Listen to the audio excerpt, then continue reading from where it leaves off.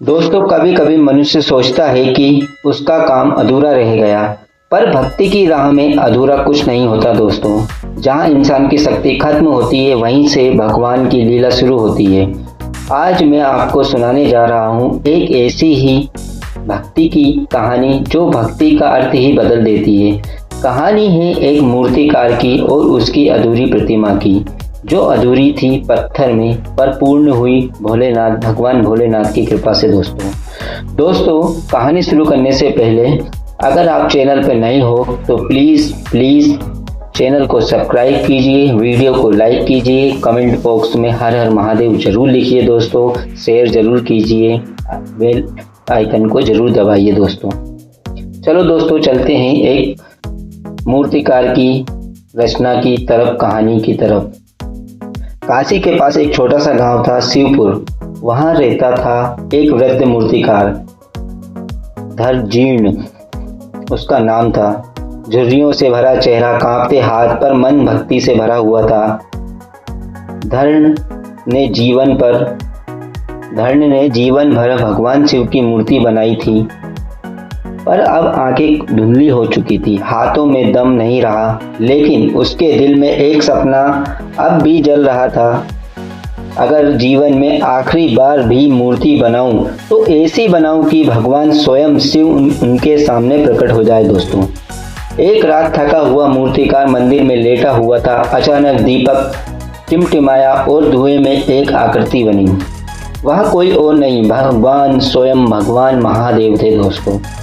भोलेनाथ बोले, मूर्तिकार, तू मुझे जिस भाव में देखता है उसी भाव से मेरी मूर्ति बना, मैं तेरा साथ दूंगा।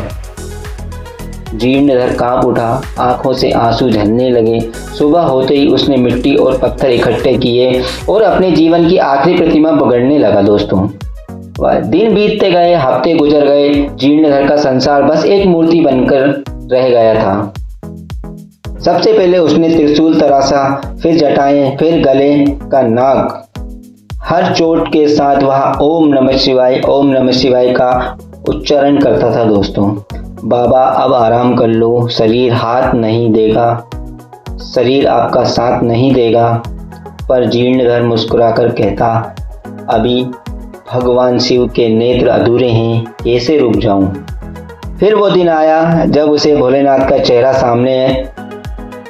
चेहरा बनाया था, लेकिन जैसे ही उसने छेनी उठाई, हाथ कांप गए, छेनी नीचे गिर पड़ी, पत्थर पर दरार आ गई।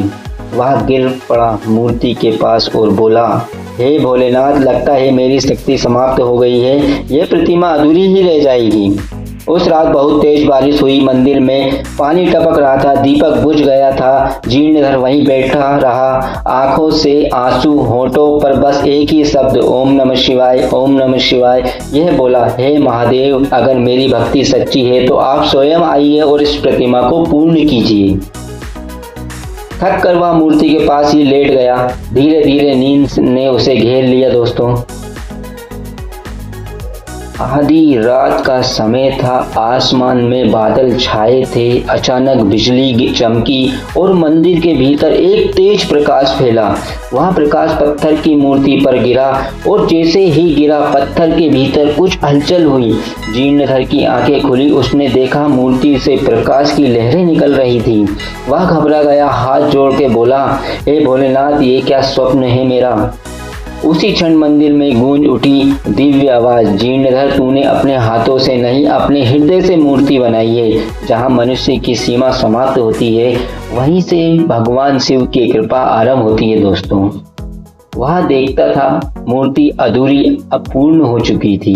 भोलेनाथ का चेहरा सौभाग्यपूर्ण था, सौम्यपूर्ण था। होठों पर हल्की मुस्कान और आंखें जीवंत, जैसे पत्थर में स्वयं भगवान शिव प्रकट हुए हैं। जीर्णधर गिर पड़ा उनके चरणों में, आंखों में झरझर आंसू बह निकले। सुबह जब गांव वाले मंदिर पहुंचे तो दृश्य देखकर दंग रह गए। मूर्तिकार भूमि पर अचेत पड़ा था, उसके चेहरे पर अजीब सी शांति थी दोस्तों। सामने वही प्रतिमा थी, अपूर्ण, दिव्य और जीवित सी। मंदिर के फर्श पर जल की बूंदें ओम नमः शिवाय के आकार में जमी थी दोस्तों। गांव वाले बोले ये कोई साधारण मूर्तिकार नहीं था, ये तो भगवान का प्रिय भक्त था।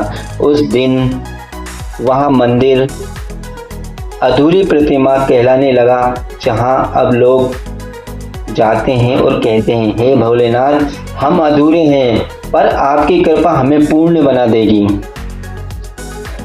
भक्तों, ये कहानी सिर्फ एक मूर्तिकार की नहीं, ये हम सब की कहानी है।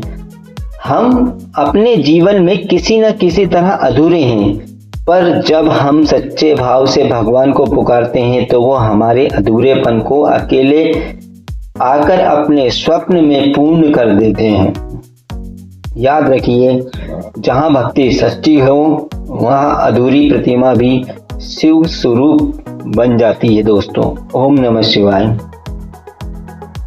अगर दोस्तों इस कहानी ने आपके हृदय को छुआ हो तो वीडियो को लाइक करें, कमेंट करें और अपने मित्रों के साथ शेयर जरूर कीजिए, ताकि भगवान शंकर का यह संदेश हर हृदय तक पहुँचे। दोस्तों, भगवान शंकर की महिमा ऐसी है कि वो निर्जीव में भी जीव डाल देते हैं, जिसमें शांति नहीं हो उसको शांति प्रदान करते हैं मेरे भोलेनाथ, मेरे शंभू। दोस्तों, हम एक सनातनी हैं। सनातनियों का उद्देश्य भगवान श्री राम को पूजनीय है, हमारे पूजनीय हैं। भगवान भोलेनाथ हमारे पूजनीय हैं, तो उन्हीं की प्रथा हम आगे चला रहे हैं हमारे चैनल के माध्यम से दोस्तों। तो प्लीज़ अगर चैनल पर नए हो तो प्लीज़ चैनल को सब्सक्राइब कीजिए, वीडियो को लाइक कीजिए और कमेंट बॉक्स में हर हर महादेव ज़रूर लिखिए दोस्तों। तो दोस्तों जुड़े रहिए ऐसी रोचक कहानी के लिए हमारे YouTube चैनल पर, और कमेंट बॉक्स में ज़रूर बताइए कि आपको ये कहानी कैसी लगी दोस्तों। इसी के साथ हर हर महादेव दोस्तों, हर हर महादेव।